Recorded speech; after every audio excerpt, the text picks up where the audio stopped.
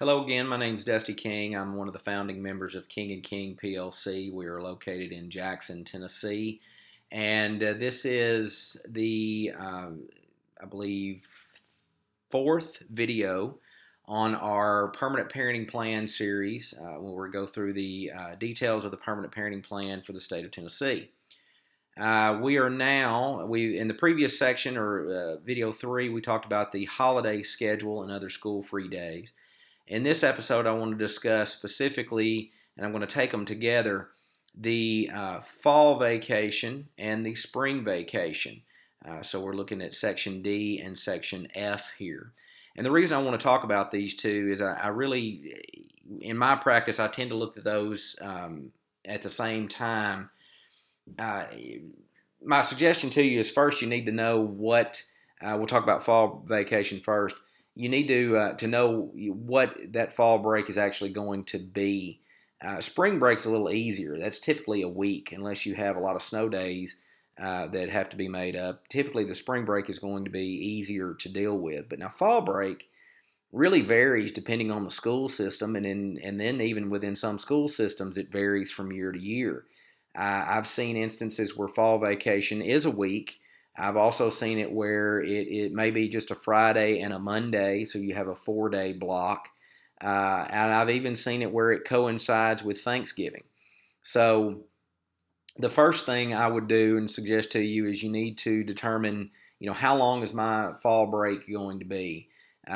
Just about every school district that I'm aware of now has a website that has their calendar on it. So you can take a look at that and should be able to get that information.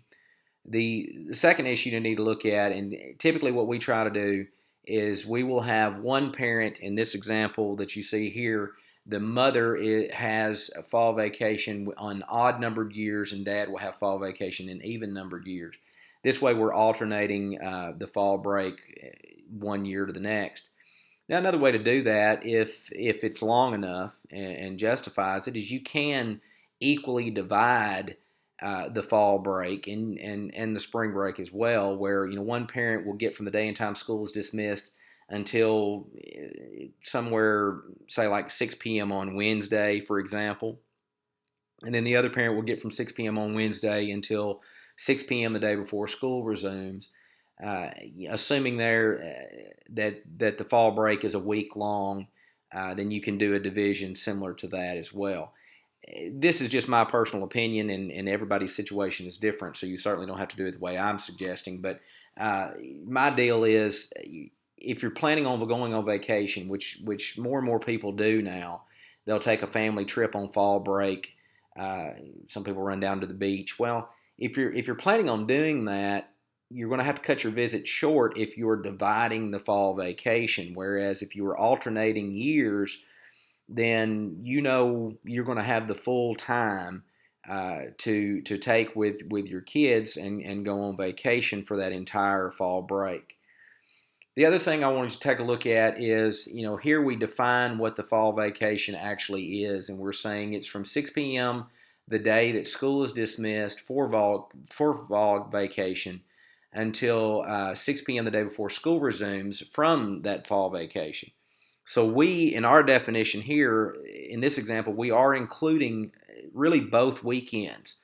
So the weekends kind of bookend that, if this were a week, that week of fall vacation. So the person getting that time is actually going to get 9 days.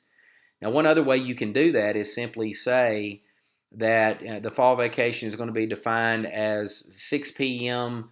The Sunday after school is dismissed on Friday or whatever it is, and really kind of define it for that 5 days, where it'd be like Sunday at 6 until Friday at 6. So you're excluding those two bookend weekends. Now, the reality is, if you're already alternating weekends, then whoever's getting fall break is also either going to get the weekend before fall break and the weekend after fall break. So you're going to get 7 days.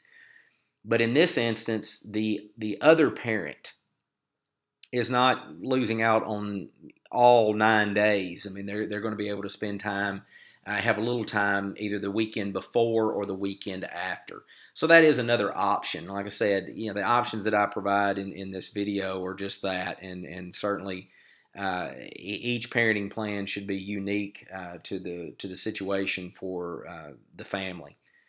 Spring break, the same rules apply. I think it's a little easier to deal with, like I mentioned, because spring break usually is going to be a week long. And again, we do the odd years for one parent, even years for another. But you can divide it, just as I mentioned, in the fall vacation. And again, I would encourage you to have some sort of definition as to what that spring break is going to be. Is it going to include the weekend before and the weekend after, or is it just going to include the 5 days? And really, when you're looking at those definitions, one easy way to do it is, again, check the school calendar. Uh, my experience with the school calendars is typically they do not include the weekends unless the weekend falls, say, in the middle of the break. So, for example, it would be on a school calendar, the spring break only looks like a 5 day period when in actuality you've got the weekend before and the weekend after. That's going to conclude this video. If you have any specific questions about a permanent parenting plan, again, I would encourage you to go talk to an attorney in your area. Attorneys are people too. We are just a little bit crankier.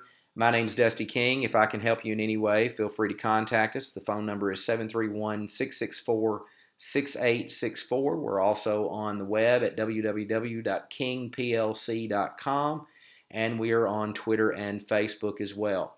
Until next time, thanks for tuning in.